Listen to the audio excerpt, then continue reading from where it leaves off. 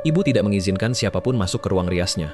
Namun setiap kali aku membawa pacar ke rumah, ibu selalu membawa mereka masuk.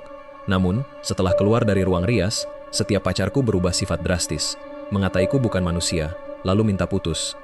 Termasuk ayah, jadi ayah memutuskan masuk ke ruang rias untuk mencari tahu. Namun setelah keluar, ayah memarahiku. Katanya orang seperti aku, ingin cari pacar untuk menikah, itu benar-benar tidak pantas. Tentu saja, pacar ketigaku adalah seorang polisi wanita yang jujur. Aku berharap dia bisa menyelidiki masalah ini. Tapi setelah keluar dari ruang rias, dia malah mengeluarkan pistol dari pinggang belakangnya dan ingin menembakku. Pacar pertamaku adalah seorang wanita yang karakternya cukup lembut. Hari di mana kami putus. Sejak aku bersamanya, itu adalah saat dia paling galak. Aku selalu mengira kau orang yang baik. Aku memilih sendiri untuk jadi pacarmu. Tak disangka, kau ternyata iblis. Ayo kita putus saja. Padahal tadinya baik-baik saja. Kenapa harus putus? Ini anggap saja hadiah. Dia menatap ruang rias dengan ketakutan. Keluar dan lihat tanganku. Kau cari tahu sendiri saja. Setelah dia pergi, aku bertanya pada ibu, apakah ibu telah menyinggungnya? Ibu menjawab dengan santai. Mungkin kau tidak sengaja membuatnya marah. Tahun itu aku mencari satu lagi. Seorang pacar dokter. Pacar ini saat dari ruang rias.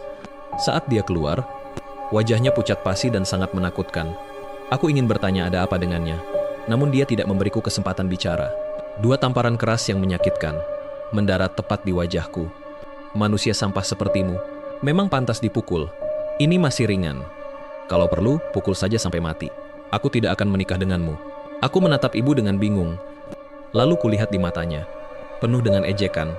Aku bertanya dengan tidak mengerti. Bu, bisakah ibu memberiku penjelasan yang masuk akal? Dua pacar yang kubawa ke rumah. Semuanya hanya setelah pergi ke ruang rias ibu.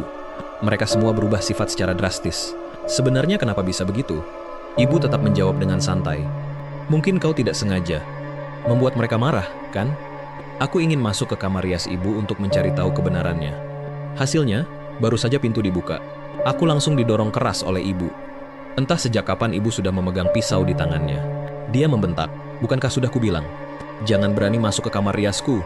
Kalau ada lain kali lagi, jangan salahkan ibu kalau pisau ini tidak kenal ampun. Melihat ekspresi dan sorot matanya yang serius, aku tidak meragukan sedikit pun keseriusan kata-katanya. Namun, dua kejadian yang terjadi belakangan ini membuat dahi ayah terus berkerut tak henti-hentinya. Saat kami berdua saling bertatapan, aku menunjuk ke pintu kamar rias ibu. Mengisyaratkan, apa ada yang aneh dengan kamar rias ibu? Ayah mengangguk setuju, dan menjawab dengan gerakan bibir yang sama, ikut aku saja nanti. Keesokan malamnya saat pulang ke rumah, aku melihat ayah dan ibu keluar dari kamar rias secara berurutan. Wajah ibu masih menampilkan senyum kemenangan yang sama, sedangkan wajah ayah tampak muram. Begitu melihatku di depan pintu, seolah dia menemukan pelampiasan. Dia segera maju dan mencengkeram kerah bajuku, lalu melayangkan dua pukulan ke wajahku. Aku yang seharian tidak tahu apa-apa berteriak pada ayah. Ayah, kenapa? Apa yang sebenarnya terjadi? Kedua gadis itu benar. Kamu memang aneh.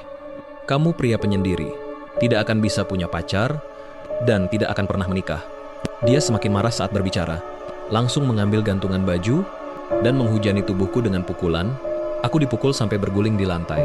Terus bertanya padanya kenapa dia memukulku. Tapi ayah hanya bilang bahwa hal buruk yang kulakukan, sampai membuatnya tak sanggup berucap, hanya dengan memukulku dia bisa melampiaskan amarah.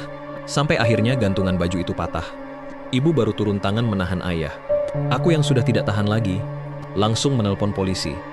Polisi segera datang ke lokasi. Aku menjelaskan bahwa ayah memukulku tanpa alasan. Luka di tubuhku sudah cukup menjadi bukti. Polisi yang datang segera bertanya kepada ayah. Melihatmu yang tampak lemah tak berdaya. Tak disangka, kau bahkan tega berbuat jahat pada anakmu sendiri. Kau sekarang terlibat dalam kasus Jabau. Ikutlah kami ke kantor polisi. Tepat saat polisi hendak membawa ayah, ibu pun angkat bicara. Polisi, tenanglah, jangan terburu-buru. Biar kutunjukkan kalian sesuatu dulu. Ibu langsung membuka pintu ruang riasnya dan memanggil para polisi untuk masuk. Waktu berlalu detik demi detik. Akhirnya, polisi satu persatu keluar dari ruang rias. Tatapan mata mereka padaku telah berubah. Seperti tatapan serigala yang sedang mengincar domba, mereka mengepungku di tengah, mencemooh dan menyindirku. Tak disangka, kau tampak seperti manusia, tapi tak melakukan perbuatan manusia. Ya Tuhan, kau bahkan belum mengakuinya. Beraninya kau. Jika hari ini bukti sudah cukup, besok aku akan menangkapmu. Aku yang mendengar itu bingung dan bertanya-tanya. Apa yang kalian bicarakan? Kami sedang dalam proses mengumpulkan bukti. Kalau sudah ada buktinya, lihat saja nanti nasibmu. Aku menunjuk hidungku sendiri. Maksudmu aku? Siapa lagi? Orang sepertimu memang pantas dipukul. Siapapun yang memukulmu sedang melakukan kebaikan bagi masyarakat. Setelah polisi pergi, aku masih bingung. Sejak kecil aku mungkin tidak selalu berbuat baik, tapi aku tidak pernah melakukan kejahatan. Aku bertanya-tanya mengapa hal ini bisa terjadi. Ruang rias ibu. Sebenarnya rahasia apa yang disembunyikan di dalamnya? Untuk sesaat, aku benar-benar tak tahu harus berbuat apa. Aku menatap ibu. Wajahnya yang tadinya tampak lembut, kini menyunggingkan senyum penuh kemenangan yang misterius. Tak terhitung wartawan mengerumuniku untuk wawancara. Nona Liu, boleh saya tanya, hal jahat apa yang telah Anda lakukan? Sampai orang-orang yang melewati ruang rias ibumu begitu membencimu? Nona Liu, boleh saya tanya, apakah di dalam ruang rias ibumu sebenarnya ada apa di sana? Bagaimana tanggapan Anda mengenai tuduhan ini, Nona? Hadaplah ke kamera. Soal ruang riasku selalu menjadi pusat perhatian banyak orang. Tidak ada yang perlu disangkal. Memang ada rahasia di ruang riasku. Hanya saja rahasia ini belum saatnya untuk diungkap. Mohon kalian ingat baik-baik. Percayalah, seiring berjalannya waktu, kebenaran akan perlahan terungkap. Tidak ingin menanggapi kedua wanita itu, para wartawan ini masih belum menyerah. Ayah keluar saat itu juga dan mengusir semua wartawan itu. Bukan hanya sisa 5 wanita, ibu adalah. Aku bertanya dengan penasaran. Baik, apa yang sebenarnya ada di ruang riasmu?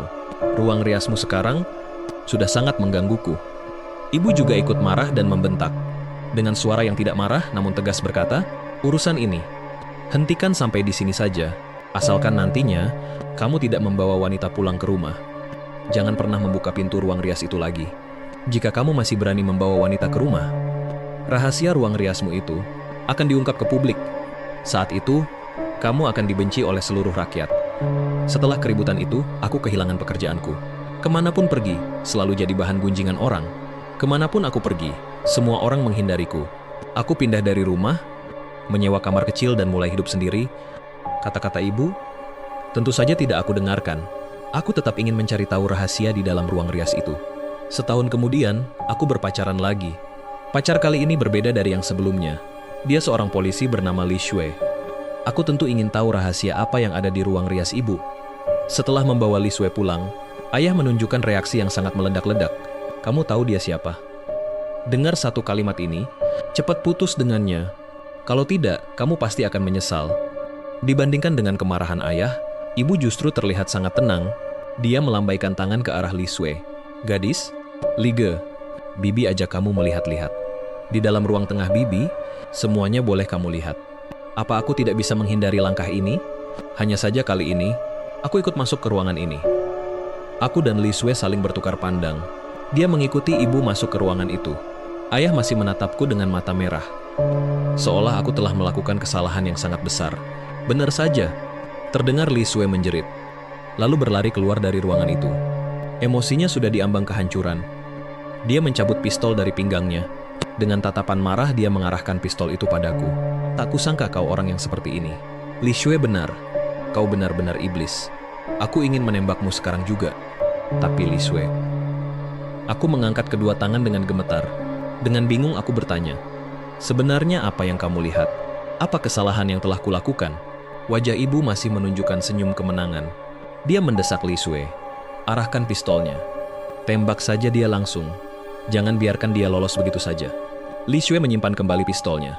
Dia menangis dengan wajah ketakutan. Kita putus saja. Dia mengeluarkan borgol. Lalu memborgol tanganku. Ayo, ikut aku sekarang. Seumur hidupmu, kamu akan membusuk di penjara. Hatiku terasa disambar petir. Dosa sebesar apa yang kulakukan? Sampai Li Shui bilang begitu. Sampai memintaku membusuk di penjara. Aku tidak mengerti. Ibu menepuk punggungku dari belakang. Sudah kubilang jangan cari pacar. Hasilnya kamu berakhir seperti ini sekarang. Ini salahmu sendiri. Saya menoleh ke belakang. Dengan suara yang tenang bertanya, apakah aku ini anak kandungmu? Apakah aku anak kandungmu? Ibu tidak bisa menjawab. Li Shui membawaku pergi. Setelah tragedi itu, ibu justru secara serius membuka rahasia di ruang riasnya. Dalam waktu singkat, video dan foto diriku yang sedang berbuat asusila dengan para wanita disebarkan secara daring. Hal itu memicu kegemparan di masyarakat. Di dalamnya juga terdapat video wawancara eksklusif dengan ibu. Saya mengakui kepada pihak berwenang. Selama beberapa tahun ini, saya telah menutupi fakta kejahatan anak saya. Gadis-gadis di dalam video itu, semuanya adalah mantan pacarnya. Demi mencegahnya mencelakai orang tak bersalah lagi, akhirnya saya berdiskusi dengan ayah anak itu dan memutuskan untuk menyerahkan bukti-bukti ini kepada polisi. Saat Li Sue menunjukkan informasi ini di ponselnya kepadaku, aku sangat terkejut tak bisa berkata-kata. Aku bersumpah aku tidak pernah melakukan perbuatan sekeji itu. Video-video di internet itu semuanya rekayasa.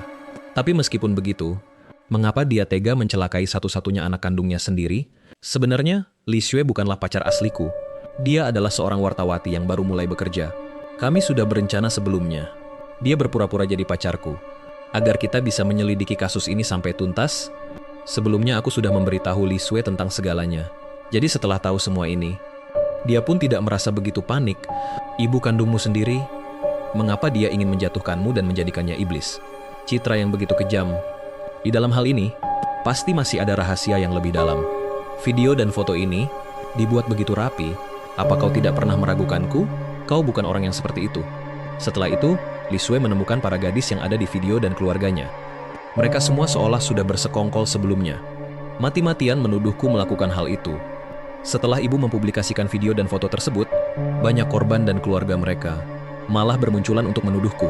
Setelah semua tuduhan ini, yang menantiku adalah pengadilan hukum. Di hari yang ditentukan, para korban pun satu persatu menuduhku. Saya sangat tegang dan tidak bisa bernapas. Ekspresi orang-orang yang bersemangat dan marah itu, saya rasa kondisi mereka tidak terlihat seperti akting. Saat ini, kebenaran tentang siapa saya sebenarnya sudah ada di depan mata. Tapi saat saya merasa buntu, kejadian tak terduga pun muncul. Seorang pria yang tampak tenang berjalan masuk ke ruang sidang. Wajah pria itu ternyata mirip sekali dengan saya sampai 90%. Saya seketika mengerti sesuatu. Saya menoleh ke arah ibu. Ternyata benar dugaan saya.